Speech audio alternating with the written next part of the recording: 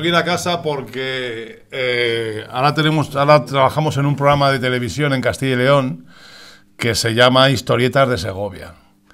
Y es todos los martes a las 10 de la noche, en las 7 o las 8 de Castilla y León. Y esta semana hablamos del... el capítulo se llama El malparto de Isabel de Valois. Hablamos de lo que le pasó a Isabel de Valois en el paso de la Fuenfría, que es la razón por la que Felipe II mandó construir el albergue real allí, ¿no? Entonces estuvimos grabando y, bueno, pues estoy preocupado porque quiero ver aquello. Tengo eso en la mente, ¿no?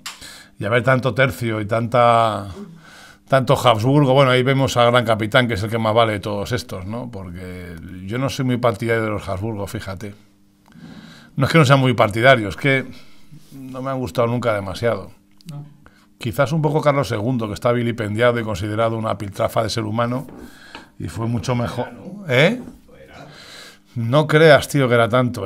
Fue mucho mejor rey que su abuelo, que era un miserable y un imbécil, ¿no? Bueno, físico, tú has visto a su tío, a Leopoldo. Leopoldo tiene una cara de imbécil que no puede con ella. Es el tío el que se casa con la hija de Felipe IV, la de las Meninas. Ese tío es una defesio. Además, yo creo que había un concurso, los pintores decían, vamos a pedirle al rey o al Habsburgo que se vista lo más ridículo posible para partirnos el culo de la risa de él. Y ver los retratos de esta gente con esas plumas en la cabeza, con ese morro, que por cierto ese morro que tienen, que se les cae el lado y hacia abajo, y esa barbilla exagerada, eso no es de los borgoñones, eso es de los Trastámara. Porque la reina doña Juana tenía esa característica, el labio inferior muy desarrollado y la mandíbula echada hacia adelante. Y la gente lo asocia siempre a la consanguineidad, que probablemente esté exagerado por eso, y no al aspecto, y siempre lo asocia pues a la rama de los Habsburgo, de Felipe el Hermoso, que por cierto el Hermoso tenía poco, porque tenía toda la boca podrida. Y cuando abría la boca con todos los dientes pochos, imagínate, qué felicidad hasta que sonreía. Bueno, pues... como veis me enrollo bien, ¿no? Bueno. En fin. Bueno, el libro ¿no? El libro de historia de los servicios de inteligencia, historia del espionaje. Esto no estaba en mi libro de historia del espionaje. Bueno, es una propuesta que me hizo la editorial Almuzara para trabajar, sobre todo, yo creo que visibilizar un poco lo que son los servicios de inteligencia y lo que es el proceso del espionaje en sí, separarlo un poquito. Pero cuando me contactaron, ellos me preguntaron... Perdón, no quiero contaminar a nadie. Bien, escribo todo el día hablando, entonces se me seca la garganta y me da la tos. Lo que decía, ¿no? Entonces, ellos hablamos de espías, digo, es que hablar de espías esto no tiene ningún sentido, ¿no? Es decir, escribir un libro, una sucesión de espías sin ninguna lógica ni estructurando en condiciones el discurso no va a conducir a nada. Digo, para hablar de espías hay primero que explicar qué es un espía. Después hay que explicar qué es una estructura de espionaje, una estructura de inteligencia. Hay que poner los ejemplos, cómo funcionan, hablar de espías, pero no de espías a título gratuito, sino de diferentes tipos de espías. Y hablar de los grandes espías, yo los llamo los Spy Masters. Y después, qué es lo que me pidieron, básicamente, empezar a hablar de las cagadas de los servicios de inteligencia. Entonces yo empecé por ahí, ese es el último capítulo del libro, las cagadas de los servicios de inteligencia. Y mi argumento inicial es el mismo que tenía cuando me lo propusieron, es que la mayoría de las veces no hay ninguna cagada en los servicios de inteligencia. Es decir, normalmente quien mete la pata es el político, porque desgraciadamente para los servicios de inteligencia en la actualidad es un político el que recibe toda la inteligencia elaborada por la estructura y ese político es el que decide tomar esa decisión o no. Y decide si la inteligencia que le han dado es interesante para proteger la sociedad en la que uno vive o, por el contrario, es un argumento político que se puede guardar. Es un as en la manga, ¿no? Entonces uno siempre se tiene que preguntar cuando dicen esto ha sido un error de los servicios de inteligencia, hay que pensar, bueno, de los servicios de inteligencia, ¿por qué va a ser un error? Porque cuando uno ve, por ejemplo, los informes de inteligencia previos al 11 de septiembre, uno comprende que esa amenaza estaba identificada por la CIA, por la NSA. Ellos sabían que se estaba cociendo algo. Y en muchos casos llegó a haber incluso un informe de posible uso de aviones comerciales en ataques terroristas. Que se lo he visto yo. Entonces, que no se valoró como tal, ¿no? Entonces, ¿quién no lo valoró? Pues político, coño. ¿Entendéis? Entonces, el libro en sí, el objetivo es este. Es empezar a pensar qué es un espía, ¿no? Porque esa es la primera pregunta que no se plantea, ¿no? A la hora de leer sobre una historia del espionaje, es de quién estamos hablando. ¿Desde cuándo hay espías? ¿Quiénes son los primeros espías? ¿Cuándo aparecen las primeras referencias históricas al espionaje? Y uno se va al libro Arte de la Guerra de Sun Tzu y ya hay una descripción clara y evidente de todos los tipos de espía que puede haber en un proceso de conflicto bélico, en un enfrentamiento militar. Y estamos hablando del año 630, 580, antes de Cristo. Es decir, el espionaje como tal, los espías, los debió haber desde el momento en que se estabilizaron las sociedades, incluso antes. En el momento en que cualquier sociedad humana tuvo la necesidad de proteger una información como esencial para su desarrollo, hubo otra entidad, hubo otro grupo social que quiso esa información. Yo me imagino a los tíos que empezaron a trabajar con fuego, a los tíos que el grupo social que empezó a desarrollar diferentes tipos de cerámica. Todo eso había que robarlo, había que enterarse. ¿Y cómo lo hacían? Enviaban a uno para que se enterara, pues a veces tan sencillo como esto, ¿no? O se casaban con una chica o con un chico de esa sociedad, si era una sociedad matriarcal, y se traían ese conocimiento. Eso hicieron los venecianos para, por ejemplo, trabajando en temas de vidrio en el siglo XIII, en el siglo XII, en el momento de explosión de la fabricación de vidrieras para las grandes catedrales, era muy difícil fabricar el color rojo para las vidrieras. Las vidrieras, el rojo, y fijaos, en el cristianismo es básico el color rojo, porque es el color de la ropa que lleva Cristo. Cristo siempre va vestido de azul y de rojo, porque simboliza la pasión, primero la promesa del cielo, el azul, y el rojo la pasión, ¿no? La muerte en la cruz de Cristo. Entonces tenían que utilizar el rojo. No sabían cómo hacerlo, pero había un francés que sabía producir vidrio rojo cerca, y le trincaron y se lo llevaron. Y de hecho no sabemos ni cómo se llama, le llamaban el franchoso, es decir, el gabacho, le llamaban el franchute, le llamaban, ni siquiera sabemos el nombre. Entonces, esa idea de quiero hacer esto porque es un beneficio para mi sociedad, porque es un beneficio económico para mi compañía, pero no sé cómo hacerlo, pero ese sí, ¿qué es lo que hago? Un camino es comprárselo a él, pero es mucho más barato robarle el conocimiento, vamos, no sé, es lo que haríamos todos, ¿no? ¿Por qué vas a pagar por una franquicia si puedes robarla? En tu caso, en tu empresa, pues eso, ¿no? Es lo que hacen todas las empresas, es decir, un tipo de, yo qué sé, de pipeline de estos para transportar petróleo, uno que es más eficiente y el mejor y no sabes cómo se hace. O lo compras y pagas un pastizal, o pagas una patente que te cuentan la mitad, o lo robas. Entonces, eso ha existido desde que existen las sociedades humanas. Por tanto, el espía como tal siempre ha existido. Siempre ha existido asociado, probablemente, a los procesos militares. Es decir, la guerra siempre necesita de un conocimiento previo para tomar decisiones, ¿eh? Es mucho más fácil ir a la guerra sabiendo cuántos tíos hay allí. Y si tienen artillería, y si tienen caballería, y cuánta caballería tienen, y qué tipo de artillería tienen, ¿eh? El Gran Capitán, por ejemplo, ¿no? Qué grandes éxitos del Gran Capitán, porque estaba bien informado. Si no, ¿eh? ¿Qué es lo que le pasó al otro? ¿Eh? Precisamente en esa batalla, ¿eh? Por falta de información, ¿no? Entonces, el proceso de captación de la información ha existido. Los espías son necesarios. No se entiende una victoria militar sin espías. Es absurdo el pensar que un tío en su genialidad va a descubrir cómo hacer.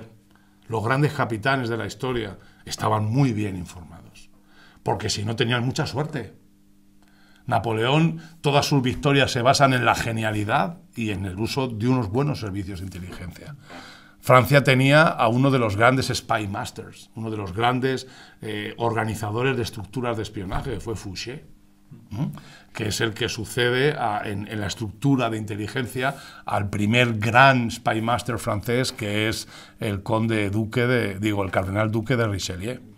Aunque el problema es que Richelieu, claro, está enterrado en esa mierda que le echó Alejandro Dumas, que le convirtió en un tío malo, horrible, que se portaba muy mal con ese rey estúpido e indolente, ¿no? Entonces el problema es que no sabemos bien, o sea, no se conoce bien la realidad de Richelieu, ¿no? Pero Napoleón tenía esa estructura de inteligencia. Tenía a una persona que era capaz de coordinar diferentes redes de espionaje. Que este es el siguiente paso. Un espía no sirve para nada solo. O sea, un tío que llega y te dice, oye, que hay ahí 200 soldados. Qué interesante, ¿no? O mira, estoy en la bocana de este puerto y vienen no sé cuántos barcos y los barcos, qué interesante, ¿y de qué me sirve a mí eso? Necesito una estructura, necesito una red de información, que primero la información sea veraz, lo que están robando, y esa información que es veraz necesita un canal de transmisión seguro. Es decir, que la información que tiene la gente que está en el campo, los agentes de campo, esa información tienen que tener un canal seguro para transmitirla. Luego, además, el mensaje tiene que ir codificado, porque, claro, nosotros tenemos enemigos que también van a luchar por romper nuestras líneas de información. Una vez que llega esa información codificada, hay que descodificarla y un grupo tiene que analizarla. Un grupo de expertos analiza la información y de esa información lo que sale, la conclusión, es la inteligencia, que se entrega al tío que decide. En el caso militar, pues al Estado Mayor, ¿no?, de esa unidad, al jefe de Estado Mayor o al general que está encargado de esa división en esa unidad, en ese movimiento, o al jefe del ejército, si es una maniobra o es un enfrentamiento mucho más grande. Entonces, ese es el proceso del espionaje asociado a lo militar. Esto ya lo hacían los romanos. Los romanos, las grandes derrotas, las catástrofes de los romanos se debían a que la información no había llegado. Es decir, las cagadas famosas, bueno, sabemos muchísimo, por ejemplo, pues, cómo confían en esos tíos, ¿no? Es un fallo Se creen quiénes son esos. O sea, ¿cómo te confías toda una legión o 2 legiones o 3 legiones las confías a unos germanos que tú piensas que están romanizados? En fin, no sé, yo creo que el proceso sí, ¿veis? Esa red, lo que es la red de espionaje, las redes de espionaje que generan inteligencia han existido desde hace miles de años, ¿no? Ahora, las estructuras de inteligencia son otra cosa. Yo creo que esto queda claro en el libro. Las estructuras de inteligencia lo que hacen es organizar diferentes redes de información y procesar diferentes líneas de información para generar una información, una inteligencia global, mucho más efectiva para la toma de decisiones. Entonces estamos hablando ya de estructuras que no solo son militares, que también son económicas, que también son de movimiento de gente, de movimiento de conocimiento. La primera red de ese tipo, que es una red más compleja que las redes de espionaje militares, el primer, no voy a decir Estado porque no era un Estado, el primer poder político que desarrolla esto es la República de Venecia. La República de Venecia tiene una red de espionaje, una estructura de inteligencia ya conformada a finales del siglo XIII. O sea, 1280, después del golpe de Estado de 1273, ya tienen una estructura de inteligencia. Ya tienen los tíos, porque estos son tremendos, ya tienen contratos de confidencialidad con todos los políticos, con todos los comerciantes, con toda la aristocracia comercial que forma parte de los procesos políticos, ya tienen un compromiso de confidencialidad. No pueden usar lo que han comprendido de secreto, no pueden usarlo en sus actividades personales. Y si lo hacen, les cortan el pescuezo. Dime. ¿Estamos hablando de que fue la primera en Occidente o en el mundo entero? Probablemente de ese carácter global comercial, probablemente, si no la primera en el mundo, ¿quién puede tener una red parecida a ese nivel que afecte a toda Europa? Pues, por ejemplo, podría ser en algunos momentos alguna dinastía china, sí, ¿no? Yo algo de eso he leído, y también he leído que Saladino llegó al poder por la red de espías tan bueno que... Pero no una estructura de inteligencia. Perdón. Saladino tiene además tiene una estructura de espionaje militar. Pero y propagandísticamente también muy potente. Eso son todo. La máquina de la propaganda, eso es, y de la desinformación. En ese campo, por ejemplo, los buenos son los ingleses. Los ingleses tienen una estructura de inteligencia desde el siglo XIV. Además, yo publiqué, fíjate, y estuve en el primer congreso de la Asociación Española de Historia Militar. Yo presenté una comunicación sobre la red de espionaje, la estructura de espionaje e inteligencia inglesa durante la Guerra de los 100 años. Y hablé en profundidad. Eso puedes buscarlo. Yo creo que ese capítulo es accesible en la red. Y si no, lo habré subido yo. Y bueno, el que no podían, por ejemplo, los arqueros no podían salir por el decreto de 1364. Pero eso son cuestiones ya... La red de espionaje, vamos a ver, la red de espionaje es tan buena la inglesa en el siglo XIV, parece mentira que pierdan la guerra de los 100 años, ¿eh? O que no sea un éxito aplastante, ¿no? Ellos tienen una red magnífica, ellos captaban información, en Francia tenían agentes de campo allí. Entonces ellos tenían una red de transmisión de la información que pasaba por Calais. El capitán de Calais tenía un presupuesto específico. Es como pillamos en la investigación a los espías. Los pillamos a través del dinero. Nadie escribe, querido espía, no sé, es ridículo, ¿no? Que recibas una carta. ¡Ah, un espía me ha escrito! Uno de mis espías. No hacen eso, ¿entiendes? Entonces, esta red de espionaje inglesa partía del capitán de Calais y luego tenía una línea de tráfico seguro de postas, tenía un camino privilegiado para conducir la información después de que el capitán de Calais analizara la información, que pasaba hasta la curia regia, pasaba hasta el aula donde estaban los principales asesores del rey de Inglaterra, y a partir de ahí se generaba la información, la información se convertía en inteligencia, ¿no? Entonces, esa es la primera red, yo la llamo político-militar, la primera importante, la inglesa. Yo no creo que en China hubo algún tipo de red, seguro que sí, es inevitable, pero es que tuvieron enemigos de esas características, estuvieron en una beligerancia constante durante tantos años contra enemigos que hacían lo mismo que tú. Es que a veces pensamos que tenemos un egocentrismo brutal en Europa, pero es que otras veces no, que otras veces es cierto que eso solo ocurría aquí, ¿no?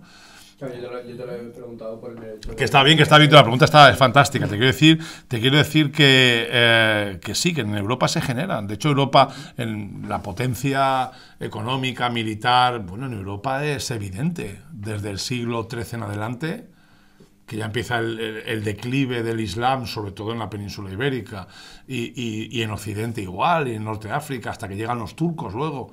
Pero aún así el declive es evidente, ¿no?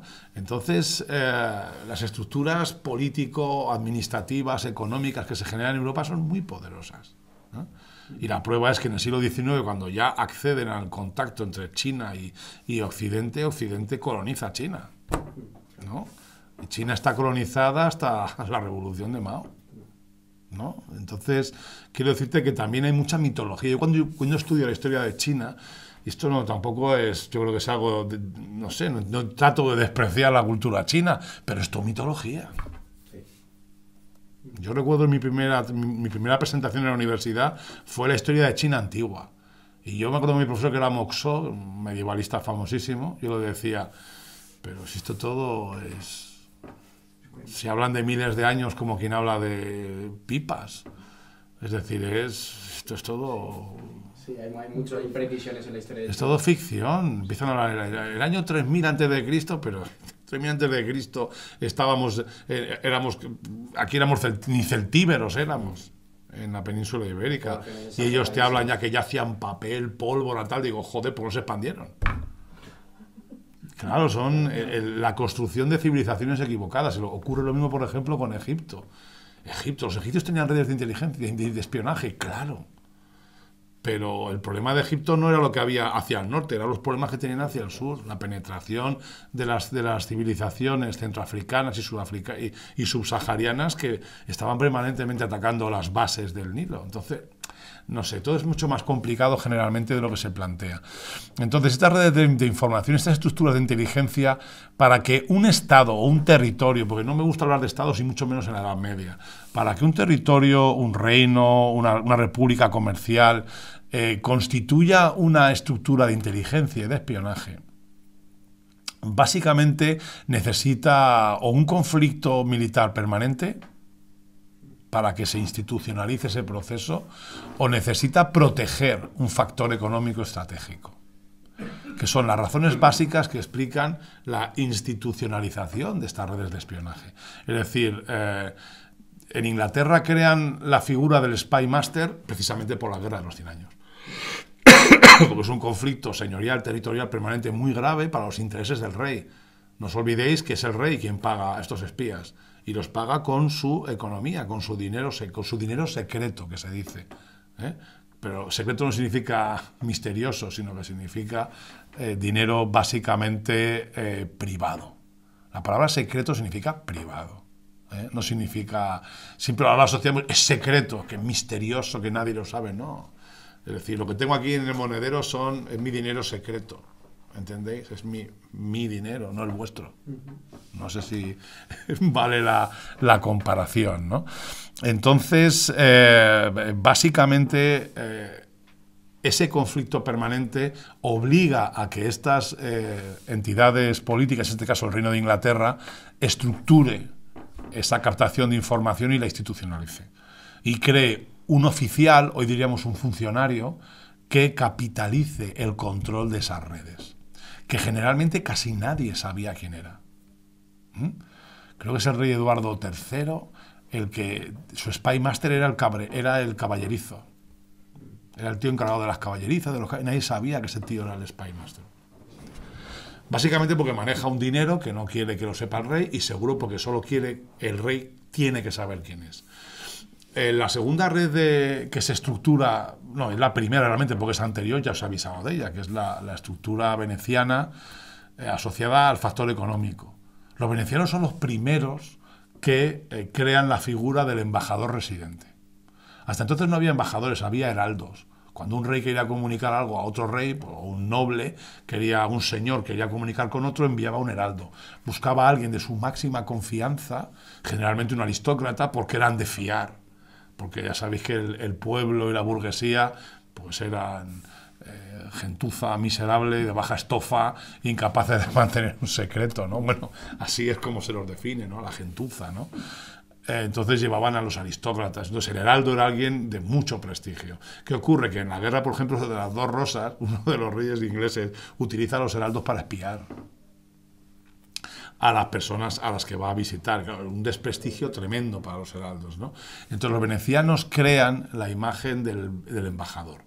Un representante más o menos comercial que está permanentemente en una ciudad, en ese territorio, vigilando los intereses económicos de Venecia. Consecuencia, al poco tiempo todos se dan cuenta de que esa gente son espías y que lo que están haciendo es establecer redes de información y están espiando. Por eso siempre hay, por ejemplo, en los últimos años, en el siglo XIV, a finales ya, en la fase más importante de la Guerra de los 100 años, expulsaban a todos los comerciantes y a todos los embajadores italianos. Encuentras documentos en los que dice algún noble, algún lord inglés en el Parlamento: todos los florentinos son espías. Cosas así, ¿no? Los malditos florentinos, esos espías que nos envían. Bueno, estaban captando información, ¿no? Sí, los lombardos tenían, por ejemplo, Aymeric de Pavía, tenían muy mala fama de que eran... Muchos de ellos, ¿no? Pero sobre todo, pero porque un espía, y esto es, yo creo, algo de lo que no hemos hablado, un espía no es un profesional. Es decir, no es un tipo que dice: yo soy comerciante, yo soy médico, yo soy arquitecto, yo soy espía. Hoy sí que lo podía decir, ¿no? Yo soy agente del CNI, o yo soy un funcionario del CNI, o yo soy un agente de inteligencia. Ah, coño, no es un espía. No, yo soy un agente de inteligencia. Ah, vale, ¿no? Porque además el concepto tiene muy mala fama, ¿no? Lo del espía, ¿no? Entonces, bueno, pues estos espías, claro, el problema principal es el estructurarlos allí, pero no puedes poner directamente a un tío que sea un espía. Porque esto solo ocurre en las películas, ¿no? Es decir, cuando llega el James Bond y entra, ¿quién coño es? Un tío con un cochazo, vestido guapísimo, altísimo, con un reloj que vale 200.000 euros, pues este es un imbécil, ¿no? Todo el mundo sabe a lo que viene. Entonces, ¿quiénes son los espías? Los espías son gente que ocasionalmente espía. ¿Cuándo empieza a haber espías profesionales? En momentos determinados de conflictos militares sí que suele haber gente que está trabajando haciendo esto y ganando dinero con ello, también jugándose la vida, porque la mayoría de los espías, cuando les trincan, los matan directamente. O si hay una posibilidad de que se doblen, pues intentan doblarlos. Pero por lo general se los cargan. Y si les doblan, después de que cumplan con su misión, se los cargan igual, ¿no? Entonces, nadie quiere ser espía. De hecho, la mayoría de la gente trabajaba espiando sin saber que eran espías. Ya vas tú, pues un inglés, un comerciante inglés que quiere establecer una red de conocimiento, pues llega ahí a la Bocana en Cartagena de Indias y al tío que está cosiendo redes, pues le paga unos cuantos escudos a cambio de que le cuente los barcos que entran y cuántas tropas hay en cada barco. Y tú dices, solo por eso, sí señor, ¿cuánto tiempo? Toma dinero, joder, increíble. Un espía no sabe que está espiando. Hombre, lo de contar soldados es muy evidente. Pero de decirle, oye, ¿me puedes decir a qué hora, me puedes apuntar las horas que sube y baja la marea? ¿Y cuántos barcos pasan? Y pueden pasar, interesantísimo, ¿pasan muchos? Pues no lo sé, pues sí, anda, ¿cuántos pasan? Mira, si me dices cuántos hay, mañana te toma dinero. Fantástico. Y está espiando sin saber que espía. Te contacta una compañía y te dice, mira, te voy a pagar 1.000 pavos, 1.000 euros, y lo que tienes que hacer es meter estas fotografías en Twitter, o en Facebook, o en Instagram. ¿Sí? ¿Cuánto me pago? Sí, 1.000 pavos. ¿Por qué? Por subir estos chistes de mierda. ¡Hala! ¿Qué chistes son? Pues que Hillary Clinton es una miserable, que forma parte del establishment, que no es demócrata, sino que es élite, aristocracia, que no quiere... Y enterramos en mierda a esto y estás participando en una operación de desinformación y tú lo que estás es ganando dinero por hacer una chorrada, ¿no? Fíjate qué idiotas, me pagan 1.000 pavos al mes por hacer esta mierda. Qué estúpidos, ¿eh? Bueno, pues uno puede ser espía sin saberlo. La mayoría de los espías son así, son ocasionales. Médicos, sobre todo gente que puede moverse con facilidad, que tiendes a confiar en ellos. Nadie le pregunta a ver al médico y le dice, ¿usted es un espía? Y tú dices, tío, yo soy médico, coño. Y luego sales, el almirante tal sufre de esto y de lo otro. Si le ponéis en la comida esto, la espicha en 10 minutos. Coño, resulta que sí que era un espía. O tiene debilidad por esto, o come esto. ¿Y cómo le envenenamos? Pues si lo que más come es plátanos, pues ya sabes, vamos a envenenar los plátanos a este imbécil y nos lo cargamos. No sé, ¿entendéis? Quiero deciros que el proceso de espiar en sí no es una profesión. Se convierte en profesión en el siglo XIX, a finales del XIX y sobre todo en el siglo XX, cuando los estados desarrollan estructuras de inteligencia. Y las desarrollan como instituciones políticas, que son básicas para el mantenimiento del propio Estado. Eso ocurre antes de la Primera Guerra Mundial. Ya en la Primera Guerra Mundial hay estructuras de inteligencia muy importantes, bueno, en casi todos los países. De hecho, España estaba permanentemente penetrada por las estructuras de inteligencia alemanas, inglesas, francesas. España era un cachondeo, entre el 14 y el 18, un cachondeo. Luego llegó la gripe aquella y fue la leche. En fin, vamos a ver. Esperemos que 100 años después no estemos en las mismas, ¿no? En cualquier caso, lo que es evidente, no sé ni cómo voy de tiempo, y si estoy aburriendo mucho. Sí, un poquito más y ya termino. Entonces, básicamente, yo creo que lo interesante en el libro, ¿qué queréis que os diga? Lo he escrito yo, ¿no? Entonces, lo interesante del libro, yo creo que es un poco comprender esto, lo que es un espía, lo que es una estructura de inteligencia, lo que es una estructura, una red de espionaje. En la antigüedad, en la Edad Media, en la Edad Moderna y en la Edad actual. Porque hay un repaso también a esas estructuras de inteligencia. No solo hablo de la Guerra de los 100 años, no solo hablo de la red de espionaje veneciana del siglo XIII al siglo XVI, también hablo de las estructuras de inteligencia en el siglo XX. También hablo de las redes policiales de información, porque las estructuras en el siglo XIX se van constituyendo en base a amenazas que obligan a institucionalizar esta necesidad de información, como por ejemplo ocurre claramente tras la eclosión de la violencia política anarquista en Europa a finales del XIX. Entonces, ¿cómo se lucha contra una violencia que hasta entonces no era comprensible? Unos tíos que de pronto se acercan y le pegan 3 tiros al presidente del gobierno, que matan al rey, que le pegan una puñalada a la emperatriz, que le pegan 2 tiros al archiduque. ¿Cómo luchamos contra esta gente? No tienen estructura. No es una organización terrorista. No podemos buscar las bases. Penetramos todas las bases de anarquistas y no sabemos cómo pararlos. Bueno, ¿qué ha pasado en los últimos 10 años con la violencia fundamentalista islámica? Con Daesh, porque primero Al-Qaeda, porque Al-Qaeda tiene una estructura. Y luego la evolución de Al-Qaeda, que es, pues eso, Daesh, ¿no? El hecho de que las personas actúan por radicalización y reciben el apoyo mediático y propagandístico de la red, pero no reciben apoyo económico. Eso sí lo hacía Al-Qaeda, pero Daesh no lo hace. Daesh es un tío que se radicaliza en un barrio, generalmente personas que han nacido allí, no son personas que vienen en una patera a España y dicen qué mierda, es mucho peor de lo que yo esperaba cuando vivía en, yo qué sé, en Nigeria o en Chad. Es mucho peor esto, voy a poner una bomba y matar a 50 españoles porque los odio. No es eso, es alguien que vive aquí, que nace aquí, que se radicaliza por cuestiones de crisis económica, de falta de oportunidades, de vivir en un gueto social, ¿no? Y eso genera pues que esta gente se radicalice, como pasó en Francia. Muchos de esos franceses que cogen un coche y mataban gente en Marsella o en Niza, son personas que se radicalizan. ¿Cómo luchas contra esto? Con información, conociendo uno a uno a esos individuos. Entonces ya no estamos hablando de una red de espionaje, no te hace falta, no necesitas un espía, necesitas miles, necesitas policías. En el siglo XIX, a finales, para luchar contra el terrorismo anarquista, se desarrollan redes de información policial. Francia desarrolla una buenísima, que además estaban en Barcelona, pues Barcelona le llamaban la Rosa de Fuego. En Barcelona había ataques terroristas todos los días y todas las semanas, entre el finales del 19. Además hubo atentados sonadísimos, como el de la calle Cambios Nuevos, como el del Liceo, como el que sufrió el general Martínez Campos. Es decir, es que los anarquistas atacaban a las bases del Estado burgués. Por un lado atacaban a la Iglesia Católica, a la burguesía, a la aristocracia y al ejército, y por supuesto al rey. Porque intentaron matar no solo a Alfonso XIII, a Alfonso XII varias veces. Fueron a por ellos.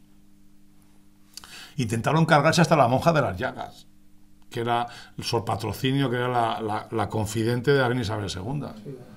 A por ella fueron también. Pero no iba una organización, iba un tío que estaba leyendo la prensa anarquista y decía: esta es una gentuza, la miseria que pasa la gente en estos barrios de Barcelona, en el Raval y por ahí todos pobres, sin tener trabajo, muriéndonos sin capacidad de acceso a un servicio médico, con enfermedades, se nos mueren los hijos y estos se van a ver la ópera, al liceo. Se cabreaba uno, agarraba una bomba Orsini y a por ellos. ¿Entendéis? ¿Cómo luchas contra esto? Con una red en la base, policial. Son los policías los que pueden penetrar esas zonas, esos niveles. Así es como se lucha contra ello. Bueno, así y con las mejoras políticas sociales para que dejen de poner bombas, que ese es otro camino, ¿no? También. Pero es esto la red de información, otro tipo de espionaje, un espionaje dentro de tu casa, dentro de tu territorio, para espiar a tus ciudadanos. Entonces eso nace a finales del XIX. A principios del siglo XX, con la carrera armamentística, con la lucha por la hegemonía en Europa, bueno, y en el mundo, pues nacen las estructuras de inteligencia político-militares globales que serán después ya de la Segunda Guerra Mundial. Pero ya hablamos de la CIA, hablamos del KGB, antes del NKVD, del GRU, hablamos del MI5, el MI6, y ya hablamos de redes de espionaje para proteger las redes de espionaje. Porque como todos tenemos redes y estructuras de inteligencia, necesitamos estructuras que protejan nuestras estructuras de inteligencia, que son las de contrainteligencia, que básicamente es en lo que se invierte ahora. Ahora se invierte sobre todo en contrainteligencia, en saber quién te espía y quién te dice, porque ahora toda esa desinformación en la que nos movemos. ¿Os imagináis que empiezan a desinformar hoy una agencia bien preparada sobre esa puta enfermedad? Y empieza a desinformar, a decir que está totalmente descontrolado el coronavirus en España, que va a haber más de 100.000 casos. La economía española se va a la mierda. Si no se ha ido ya, pero se va a la mierda. ¿Entendéis? Y eso es contrainteligencia. Así, la contrainteligencia ha existido siempre. Así se cargaron, políticamente hablando, al Marqués de la Ensenada, los ingleses. Eso que llaman ahora fake news, que es desinformación, eso lo hicieron muy bien. con desinformación, llenaron de mierda en informaciones falsas hasta que eliminaron del poder político a Zeno de Somodevilla. No sé, ¿entendéis? Es decir, es un mundo apasionante porque ocurre delante de nuestras narices y no nos damos cuenta. Eso es lo primero. Entonces yo creo que, bueno, que si leéis el libro, pues veréis, además de todo lo que os he dicho, un montón de espías. Porque hay un capítulo que se llama espías de todo tipo, desde los Spy Masters hasta espías, muchas chicas trabajando en esto, porque las mujeres han trabajado mucho en inteligencia. Me pone malo cada vez que hablo de espías mujeres y todos me piden que hable de esta, de Mata Hari. Me pone malo, de verdad, digo, pero no sé, joder, es como si vamos a hablar de arte y de pintura y me decís que hable de un tío que pinta fachadas. Digo, vamos a hablar de Miguel Ángel, vamos a hablar de Donatello, pero no me hables de Paco, el que da albergue en la pared de mi casa. Es que eso es respecto al espionaje, esa tía. Esa es una chica que tuvo muy mala vida y entró en una operación de inteligencia y, de hecho, entró en una y la apiolaron rápidamente, ¿no? Porque no era una profesional. Si quieres hablar de mujeres espías magníficas, pues Elizabeth Scrag-Müller, la Fräulein Doctor. A mí se me ocurre la de... además era española, Loreto, que era la gran secesión americana, muy importante, con una vida además muy... Pero ¿sabes qué ocurre? Que tiene una actuación en un momento muy concreto. Sí, claro. Sí, a mí me interesa mucho esta que te he dicho yo. Elizabeth Scrag-Müller, que es una de las grandes espías alemanas, fue la primera mujer que se doctoró en Alemania y que fue profesora titular en una universidad en Friburgo. Esta tía, cuando tú lees toda literatura que hay sobre ella, pues es una mujer fatal, es una espía que nadie sabe quién es. Esta mujer lo que era realmente, dirigía una red de criptografía, lo que hacía es desencriptar mensajes, controlaba el flujo de información enemiga y se encargaba de desencriptarlo. Era una lingüista magnífica. Y entonces, bueno, se llevó todas las condecoraciones posibles, ¿no? Es un personaje interesantísimo. Pero no esta otra, joder, no. Las espías no, es decir, una mujer espía no va a acceder al conocimiento a través del sexo. Hay una película, yo creo que es magnífica, seguro la habéis visto mil veces, que es Chacal, ¿no? Pero no Chacal la porquería que hizo Bruce Willis, sino la de los años 70, de Zimmerman, ¿no? Entonces, en esa película penetran penetran los insurgentes, los militares argelinos, los que luchan, ¿cómo se llama? La OAS se llama, que lucha para penetrar aquí y que no sepan saber lo que ocurre en esa red, esa estructura de inteligencia que se ha creado política para frenar el asesinato de Gaulle, y envían a una chica que se enrolla con uno de los generales que le cuenta todo. Es que eso es completamente irreal. Es completamente irreal porque el sexo no conduce a eso. Es decir, una mujer puede utilizar para eso que su prestigio. Un ejemplo, Pilar Millán Astray. Pilar Millán Astray, que se queda viuda antes de la Primera Guerra Mundial con 3 hijos, una tía de alta sociedad, una gran escritora, por cierto, pues empieza a frecuentar pues, determinados círculos de poder asociados a la inteligencia inglesa. Y entonces ella pues ya cobraba 1000 pesetas por cada informe que hacía para los alemanes. Es un pastón en los años 10, una pasta increíble. A mi abuelo le costó la casa 20.000 pesetas en el 50. Y está 1000 pelas por cada informe que metía, ¿no? Entonces lo que quiero deciros, ya para ir terminando, es que los espías, el mundo del espionaje es apasionante. Pero es apasionante porque es mucho más sencillo de lo que realmente parece. Es decir, los espías no suelen ser gente peligrosa, no suelen ser... ¿Hay espías que son así? Sí, claro que los ha habido, y los ha habido estúpidos, ¿no? Hay uno de la red de Felipe II, que estoy viéndole aquí, que se le ocurre utilizar a un judío para que lleve el dinero a las redes de información que tenía en Turquía. Y porque le habían pasado unos informes, porque el problema de Felipe II es que él era el Spy Master. Felipe III, que es un rey estúpido, imbécil, ignorante e indolente, él nombra el primer Spy Master, que es Juan Velázquez de Velasco. Sí, Juan Velázquez de Velasco. Entonces, contratan a este judío que va con todo el dinero para pagar a los espías en la zona, que están los agentes, hoy diríamos infiltrados. Y el tío se lo fundió todo en vino y en juergas y demás, ¿no? Entonces, hay este tipo de personas, ¿no? Este tipo de personas que son muy interesantes. En los medios de comunicación me han preguntado por este libro 1000 veces por Quevedo. Porque yo pongo que Quevedo fue un agente fue el oficial de una red de espionaje en Italia. Porque él fue a preparar una estructura de acción en Venecia porque los venecianos en aquel momento habían elegido a un dogo que era contrario a los intereses de España en Italia. Entonces se intentan negociar con él, pero esto no quiere saber nada con España y dicen, pues, muerto el perro se acabó la rabia, que se dice, ¿no? Entonces intentan planificar una acción para cargárselo. Entonces Quevedo está allí llevando dinero y recogiendo información sobre esa acción. El problema es que, claro, lo veis, son unos insensatos, porque lo que pretendían era usar un día de fiesta mayor, que es el día que sale el Bucentoro. El Bucentoro es un barco, no es una góndola, es un pedazo de barco enorme, dorado, en el cual un día, creo que es en mayo, es en abril, hacen una ceremonia de matrimonio entre el mar y Venecia. Y entonces en ese barco monta todo el gobierno, el consejo de los 100 van al barco, los inquisitori di Stato, todos van allí. Y dicen, pues nos cargamos el barco y nos cargamos a todos. Es decir, esos planes son magníficos en la cabeza del que los hace, pero yo creo que Quevedo cuando dijo, me voy, y se fue un año antes. Lo que pasa es que luego los venecianos decían que era Quevedo, y uno de los que estaba en la red empezó a contar mentiras, pues fue Quevedo, porque estaba asociado, tenía relaciones con Duque de Osuna, con más aristócratas, y entonces, por lo de siempre, voy a tirar de la manta, el que este fue el que en realidad no estuvo allí, ¿no?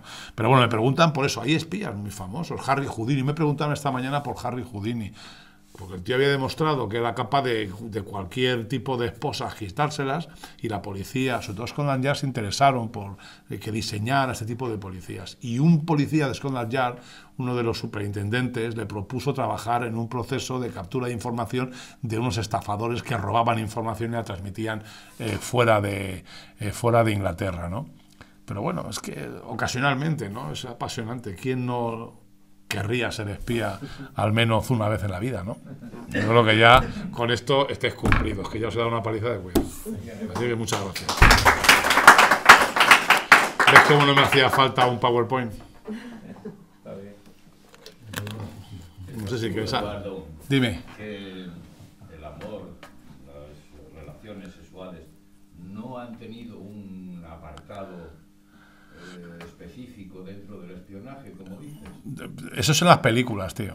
Te cuento el caso, o sea, en los años 50, 40, acabó la Segunda Guerra Mundial, y en el Berlín aquel dividido, te lo digo porque lo he visto, hay un vídeo por ahí en YouTube que he visto sobre el espionaje, y cuando llega la recién creada la CIA, ¿no? Antes estaba el organismo anterior de la Segunda Guerra Mundial, y claro, se montan una serie de tinglados para conseguir información en el momento que te digo, en el Berlín aquel. Y hay una anécdota, una señora en concreto que contaba su experiencia y tal, que fue muy condenada porque fue alemana y se enrolló con un señor que al final era ruso. Y contaban los de la CIA, el hombre que organizó los primeros agentes, los primeros eventos allí en Berlín, que los rusos sí tenían experiencia en eso, tanto en señores como en señoras, ¿eh? Pero ahí lo que están buscando es debilidades de un individuo para luego presionarle, sobre todo en temas de homosexualidad o de perversión sexual. Pero eso ya es información, no es llegar a alguien a través del sexo. Es decir, lo que yo estoy diciendo es lo de coger a alguien, enamorarle, tener relaciones con él y que te lo cuente todo, que eso es lo que pasa en las películas y en muchas de las novelas. Ya, pero... Y esta mujer se enamoró de tal manera que le entregaba todo lo que le pedía al otro señor, y claro... Pues si no te digo que no puede haber casos que lo digan, pero yo digo que no es un camino bueno para conseguir información, porque es un camino que igual que se enamora, se despechan. Y ese es el problema. Mira, África de las Heras, pues todo esto se asocia a las chicas cuando son espías. No, te hablo de tíos. Ya lo sé. Mira, África de las Heras, que es una espía rusa, española, una espía soviética, española. Esta lucha en la guerra civil y es captada por Caridad Mercader. Caridad Mercader, sabéis, era la madre de Ramón Mercader, el que se cargó a Trotsky. Entonces estos siempre iban pescando, ¿no? Iban pescando, un oficial de un oficial, un jefe de una red de espionaje siempre va pescando, siempre va buscando gente para que pueda tener relaciones con él. Puedes pulsar esto, ¿no? La debilidad, los bajos instintos, lo escatológico, lo sexual, pero no es un camino bueno, porque es un camino que siempre conlleva a la sensación de culpa, ¿por qué hago esto? Este no es claro, o ya no me quiere, o ya no le quiero, o ahora es, no sé, siempre, es muy inestable esto, ¿no? Yo creo que son más interesantes las relaciones de amistad. En ese caso, un ejemplo claro, que muchas veces se dijo, por ejemplo, que Kim Philby era gay, y que muchas de las relaciones en el círculo de Cambridge eran homosexuales. Son cosas que son generalmente formas ideas que distorsionan la realidad. Yo creo que el espía convencido es el espía que cree en lo que está haciendo. En el caso de la Unión Soviética, ellos eran magníficos captando agentes dobles estadounidenses. Y lo hacían básicamente por dinero, porque pulsaban esa educación que reciben los estadounidenses del éxito personal a través de tener mucho dinero y la capacidad de consumir. Entonces les daban mucha pasta y a través de ahí los tenían cogidos. Pero, ¿cómo captas tú a un agente soviético? Con dinero, con libertad. Es más complicado. En el caso de los británicos, ¿cómo conseguían los soviéticos doblar a esos espías? A Cairncross, a Blunt, a Burgess, a McLean, a Philby. ¿Cómo consiguen doblarlos? No nos doblan, tío. Es que esos eran comunistas. ¿Entiendes? Es que un espía bueno es el que cree en lo que está haciendo. Porque si tú tienes un espía y te basas en que está bien pagado, siempre puede venir alguien y pagarle más. Si la fidelidad es el dinero, en la película es algo que está muy mal hecho. Cuando dicen, nuestros hombres son muy fieles, están muy bien pagados. Eso es un error, porque puede pagarles a alguien más. Entonces, tienen que estar convencidos de lo que hacen. Un gran espía está convencido de lo que hace. Juan Pujol, que es el number one, es el super espía del siglo XX. ¿Era dinero? ¿Era prestigio? No, macho, estaba convencido en lo que hacía. El tío quería cepillarse a los nazis. Y no le aceptaron los ingleses. Y se infiltró en la red de espionaje en el final del Abwehr y luego ya en la red que surge después.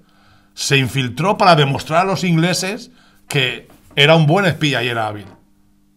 Y es tan hábil que es un tío que le condecoraron todos, a pesar de la operación de desinformación que hace en el desembarco de Normandía, haciéndoles creer que iban a ir a Calais. Si no es por él, y hubiesen tenido todas sus fuerzas, todas sus tropas en Normandía, no habían entrado en la vida los aliados. Bueno, yo te digo, en mi opinión, Ya, pero bueno, siempre decimos eso, pero lo cierto es que la desinformación que desarrolló provocó eso. Si él no hubiera estado haciendo eso, si esa operación de desinformación, ¿habrían podido entrar? ¿A qué coste habrían entrado? Seguramente sí, porque la capacidad de los aliados era brutal, pero ¿a qué coste habían entrado? Si ya el coste de la entrada de algunos de ellos es salvaje, que en otras zonas sabemos que entran como cuando vamos a la playa nosotros, que entraron paseando, que solamente en la playa Omaha donde sufren esa defensa, ¿no? Pero lo que te quiero decir es la importancia de estos espías, ¿no? Y es que están convencidos de lo que hacen. Eso es lo importante de un espía. Es muy interesante lo que comentas, porque a mí que me gusta mucho en Japón, sobre todo la época moderna, Takeda Shingen, que es uno de los grandes...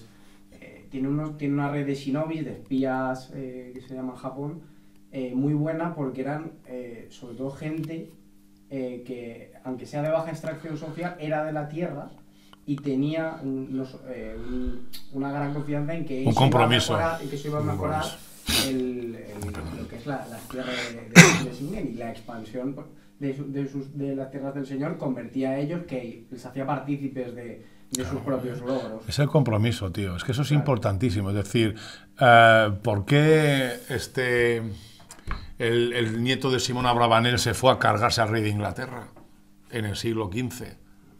Porque estaba convencido de que aquel tío era peligrosísimo para que matando a aquel tío iba a liberar a su comunidad. Entonces es que son cosas que son más que evidentes. Es decir, por dinero se hacen cosas, claro, se hacen por dinero muchas cosas, pero por dinero lo que haces es vender información, no ir a matar a nadie, aunque eso es asesino a sueldo, claro, me refiero a un espía, estamos hablando de espías, ¿no? Entonces es muy interesante. Bueno, yo no quiero aburriros más. Muchas gracias por escucharme, ¿eh? Sí. Más preguntas tenéis, si no ya me voy a mi pueblo corriendo. Sí, yo tengo una pregunta también sobre los espías. ¿Hay espías realmente en el narcotráfico y detrás de todas esas operaciones que supuestamente están? ¿O es como dice un experto sobre la mafia, Roberto Saviano? Sí, por cierto.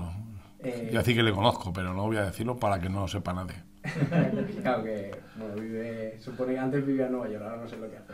Ni quiero saberlo. Claro, que dice que verdaderamente no hay, que la droga no se puede, es un mecanismo que eso no se puede, que las redes de narcotráfico son tan fuertes y llegan a todas las esferas que no hay poder penetrar en ellas de una forma, a no ser que sea... Yo creo que hay redes de información en todo ahora mismo. Es decir, todo el que quiere competir tiene una red de información. De hecho, incluso las grandes potencias político-económicas, los grandes estados, las grandes potencias están externalizando la inteligencia. Es decir, ya no se molestan ellos se convierte en una transacción económica. Hay grandes compañías privadas que se dedican al espionaje. Grandes, muy buenas, ¿eh? Buscad en las redes sociales y vais a encontrar, digo, la red, buscad en Google y encontraréis 5 o 6 magníficas que cobran un pastizal y son profesionales, se dedican a ello. Y te ahorran un problema, no tienes que construir tú la red de información, ya la tienen ellos. Y cómo la constituyan no es tu problema. Tú quieres información, que sea inteligencia de la buena, y pagas por ella una pasta. Ya está. Y así funcionan. Estados Unidos tiene externalizado un montón y España, y Francia, y Alemania, y Rusia, todos se externalizan. Sí. Todo funciona así.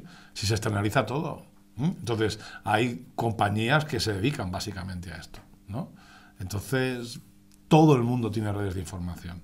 Desde el tío que, como estabas diciendo, de una red de narcotráfico, a un tío que fabrica videoconsolas, una empresa que fabrica videoconsolas.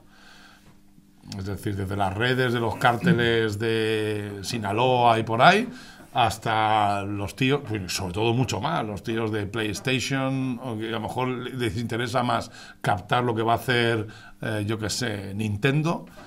El espionaje industrial es el pan nuestro de cada día. Al fin y al cabo es lo que hacían los venecianos, ¿no? Crear una red de espionaje industrial. Bueno, muchas gracias por escucharme, ¿eh? Volveré.